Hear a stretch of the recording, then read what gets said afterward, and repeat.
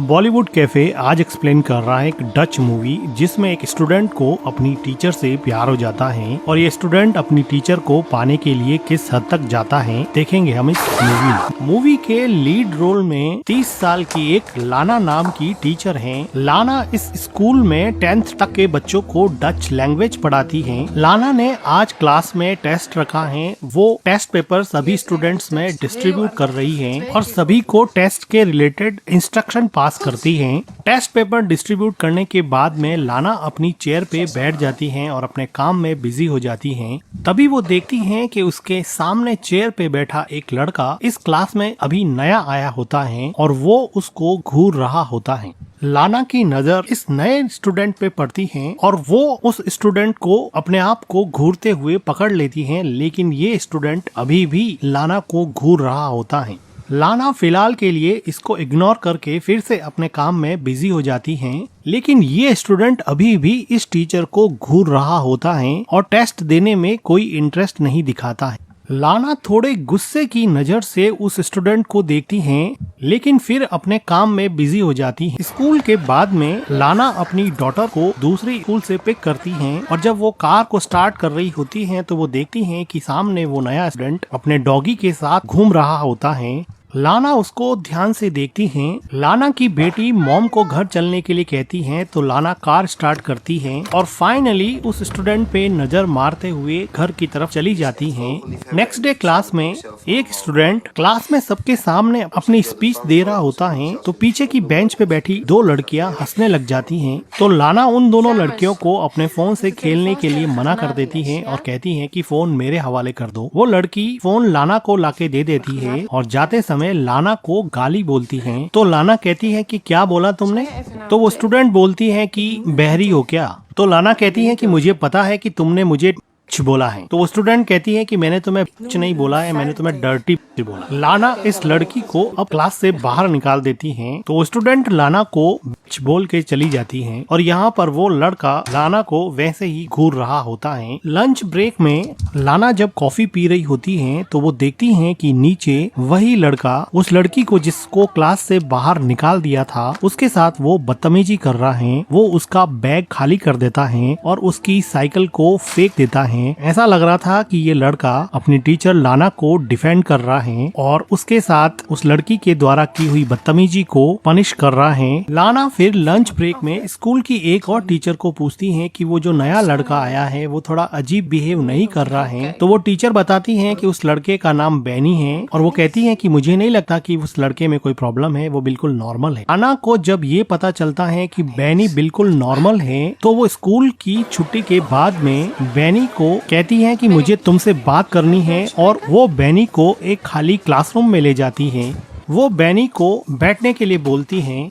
बैनी ने अभी अभी स्कूल ज्वाइन किया था, इसलिए लाना उससे पूछती है कि तुम्हें यहाँ पे कैसा लग रहा है और तुम्हें स्कूल पसंद आया क्या? तो वो कहता है कि हाँ ओके है। तो लाना पूछती है कि तुम अपने क्लासमेट के साथ घुलते मिलते नहीं हो, कोई प्रॉब्लम तो नहीं है? तो बैनी कहता है कि तुम मुझसे क्या चाहती हो? इस ब्लंट आंसर से लाना को कुछ समझ में नहीं आया कि वो कैसे रिएक्ट करे। तो वो पास से एक चेयर उठाती है और उसके पास बैठ जाती है और वो कहती है कि मुझे तुम्हारी चिंता है, मैं तुम्हारी कोई हेल्प कर सकती हूँ तो मुझे बताओ। और ये कहते हुए लाना अपना हाथ बैनी के पैर पे रख देती है। तो बैनी कहता है कि मुझे सच सच बताओ तुम्हें चाहिए क्या? इस बात पर लाना फिर से बैनी को करेक्ट करती है और कहती है कि तुम गलत समझ रहे हो। लास्ट वीक मैंने तुम्हारे टेस्ट पेपर चेक किए थे, तुम्हारा स्कोर बहुत वीक है। मैं एज ए टीचर तुम्हें समझा रही हूँ कि तुम्हें कोई हेल्प चाहिए तो मुझे बताओ। लेकिन बैनी हंसता रहता है और कहता है कि मुझे सच बताओ तुम्हें चाहिए क्या? जब बैनी बिल्कुल भी नहीं समझता है तो लाना कहती है कि मेरी मीटिंग है, मुझे जाना पड़ेगा। अब बैनी को सही तरीके से समझाने की लाना की ये कोशिश नाकामयाब रही। लाना अपने घर जाके सभी स्टूडेंट के स्कोर कार्ड चेक कर रही होती है तो वो देखती है कि बैनी का स्कोर बहुत कम होता है और वो इसी बात को समझाने के लिए बैनी के साथ क्लासरूम में गई थी। लाना अपने घर में अपनी डॉटर और अपने हस्बैंड के साथ रहती हैं। अगले दिन क्लासरूम में छुट्टी के बाद में क्लासरूम से सारे स्टूडेंट चले जाते हैं तो लाना भी अपना बैग पैक करने लगती है और एक एक करके चीजें अंदर डालने लगती है। बैग पैक करने के बाद में जब वो क्लासरूम से जा रही होती हैं तो वो देखती हैं कि वहाँ पर बैनी का बैग रखा हुआ है। वो बैनी के बैग को उठाती हैं और उसको ओपन करती हैं। ओपन करते हुए वो क्लासरूम के बाहर भी देखती हैं, कोई देख तो नहीं रहा। और फिर वो बैनी के बैग से उसका टी शर्ट निकालती हैं और उसको स्मेल करने लगती हैं, जिससे हमें पता चलता है कि लाना बैनी से काफी अट्रैक्टेड फील करती हैं, इसलिए वो उस टी शर्ट को स्मेल करती हैं। थोड़ी देर बाद में वो बैनी के टी शर्ट को उसके बैग में डाल देती हैं और वो अचानक ही देखती हैं कि जैसे कोई उसको क्लासरूम के बाहर से देख रहा है। वो इधर उधर देखती हैं लेकिन उसको वहाँ पर कोई भी नहीं मिलता।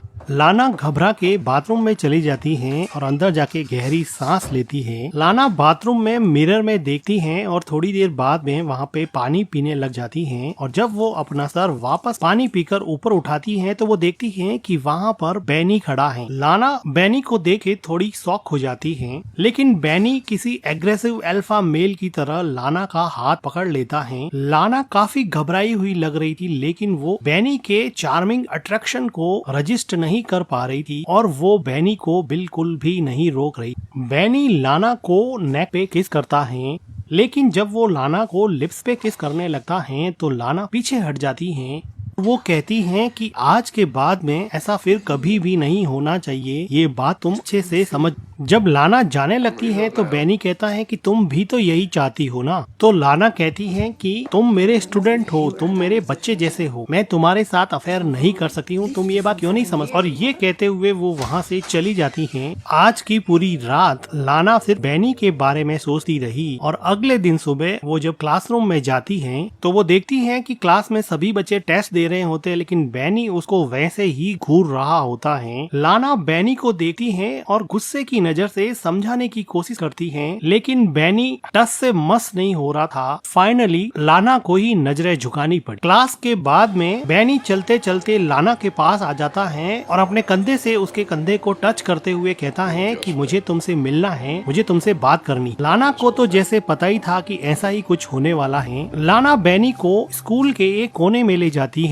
और वो चारों तरफ देख के कहती हैं कि क्या कर रहे हो बैनी, देखो हमारे बीच में जो हुआ वो नहीं होना चाहिए था। फिर वहाँ पे स्कूल के 2 और टीचर आ जाते हैं और ये बात करते करते रुक जाते हैं। उन टीचर्स के चले जाने के बाद में और कोई आसपास नहीं होने के कंफर्मेशन के बाद लाना फिर से बैनी को कहती हैं अब ये सब नहीं होगा और वो कहती हैं कि मुझे भूल जाओ, मुझे माफ कर दो। बैनी यहाँ पे खड़ा खड़ा देखता ही रह जाता है और लाना वहाँ से चली जाती है। स्कूल के बाद में लाना जब पार्किंग में अपनी कार के लिए जाती है तो वो देखती है कि उसकी कार का फ्रंट मिरर टूटा हुआ है और कार में डेंट भी लगा हुआ है। ऐसा लग रहा था कि बैनी ने ये सब किया है। लाना चारों तरफ देखती है लेकिन उसको वहाँ पर कोई भी नहीं मिलता है। लाना अपनी डॉटर को लेके वापस घर आ जाती है और जब वो गार्डनिंग कर रही होती है तो उसका हस्बैंड पूछता है कि कार में डेंट कैसे लगा, तो वो कहती है कि एक लैंप पोस्ट से टक्कर हो गई थी। तो उसका हस्बैंड कहता है कि लैंप पोस्ट से टक्कर होने पर तो ऐसे स्क्रैच नहीं पड़ते हैं। तो लाना कहती है कि ऐसा हो सकता है, तुम्हारी चाय ठंडी हो जाएगी, तुम जाके पी लो। लाना फिलहाल इस बात को अपने हस्बैंड को नहीं बताना चाहती थी क्योंकि उसको पता था कि अगर वो बताएगी तो बैनी के साथ दूसरी हुई बातें भी उसको पता चल जाएगी, इसलिए वो इस बात को अभी के लिए टाल देती है।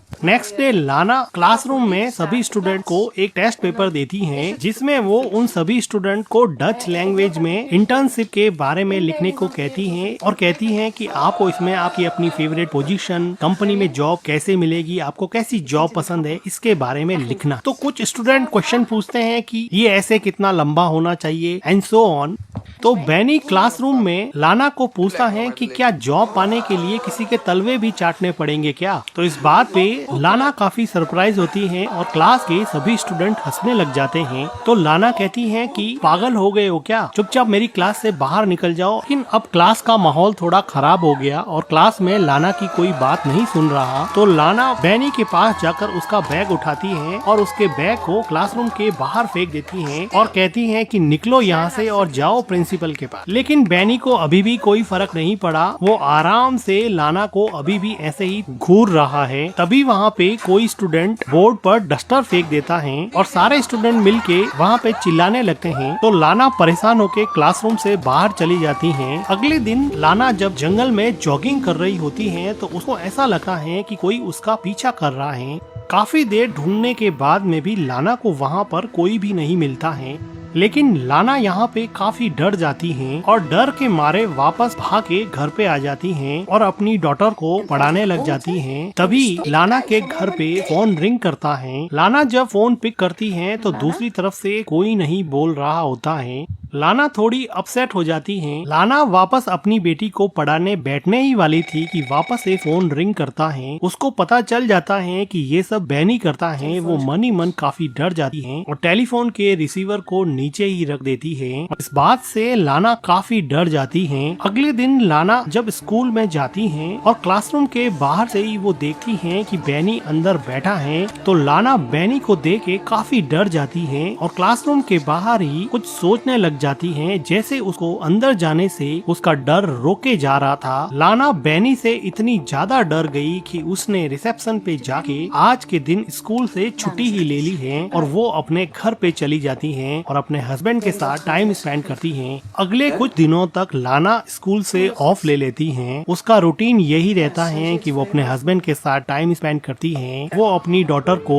स्कूल से पिक एंड ड्रॉप करती है और अपने घर के पास ही लेक के सामने खड़ी होके काफी टाइम स्पेंड करती हैं। आज लाना अकेली ही एक आर्ट गैलरी में टाइम स्पेंड करने के लिए आई है। इस मॉडर्न आर्ट के चाहने वाले बहुत कम लोग होते हैं, इसलिए आर्ट गैलरी बिल्कुल खाली जैसी है। लाना की नजर एक खास आर्ट पे चली जाती है और लाना इस आर्ट को बहुत ध्यान से देखती है। तभी उसको ऐसा लगा कि बैनी उसके पीछे आ गया है और वो पीछे मुड़ के देखती है कि सच में ही बैनी वहाँ पे खड़ा है। लाना काफी घबरा जाती है और आर्ट गैलरी से बाहर चली जाती है और सीढ़ियों से तेजी से नीचे उतरती है और आर्ट गैलरी के दूसरे रूम में चली जाती है। लेकिन वो देखती है कि यहाँ पर भी बैनी उसके पीछे पीछे आ गया है। लाना देखती है कि स्कूल में जो लड़का उसके पीछे पड़ा था, अब वो आर्ट गैलरी में भी उसका पीछा नहीं छोड़ रहा है। लाना बैनी से इतनी ज्यादा डर गई है कि वो उसको डायरेक्टली फेस भी नहीं कर पा रही है और बैनी अपनी ही मस्ती में लीना के पीछे ऐसे चल रहा था जैसे वो कुछ गलत कर ही नहीं रहा। लाना आर्ट गैलरी के एक कोने में जाके खड़ी हो जाती है, लेकिन बैनी ठीक अब उसके पास में आके खड़ा हो जाता है। लाना कुछ देर तक सोचती है और वो वहाँ से तेजी से जाने लगती है। लाना अब नीचे के फ्लोर पे जा रही है, लेकिन वो देखती है कि नीचे के फ्लोर पे बैनी ऑलरेडी पहुँच चुका है और वो भी अब लाना को सर्च कर रहा है। लाना इससे और डर जाती हैं और अब वो भाग के वापस ऊपर चली जाती हैं।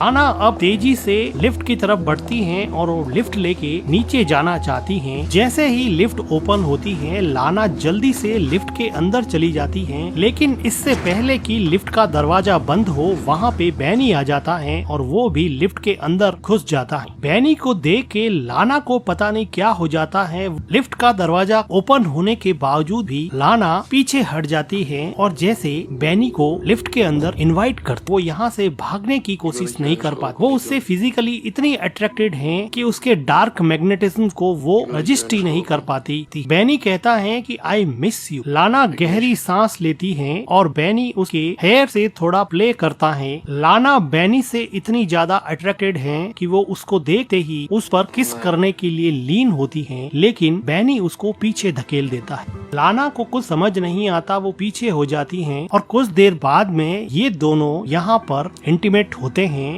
लाना की जिंदगी अजीब कस्म में उलझी थी कि उसकी बॉडी तो अब बैनी को चाहती है, लेकिन उसका दिमाग कहता है कि उसकी डॉटर और उसका हस्बैंड उसके लिए सबसे ज्यादा इम्पोर्टेंट है। वो कुछ दिनों तक इसी कस्म में रही कि अब वो क्या करे। क्या वो बैनी के साथ ऐसे ही रिलेशन बनाती रहे या फिर बैनी से छुटकारा पाने का कोई रास्ता निकाले। लाना ने मन ही मन एक ऐसा प्लान बनाया जिससे उसकी फैमिली भी सेफ हो जाए और वो बैनी से भी छुटकारा पा सके। लाना अब कई दिनों के बाद में वापस स्कूल आई है और उसने अपने दिमाग में एक ऐसा प्लान बनाया है जिसको एग्जीक्यूट करना है। वो स्कूल में छुट्टी होने के बाद में ऑफिस रूम में जाती हैं और चारों तरफ देखती हैं कि कोई है तो नहीं, और लाना यहाँ पर किसी चीज को ढूंढ रही होती है।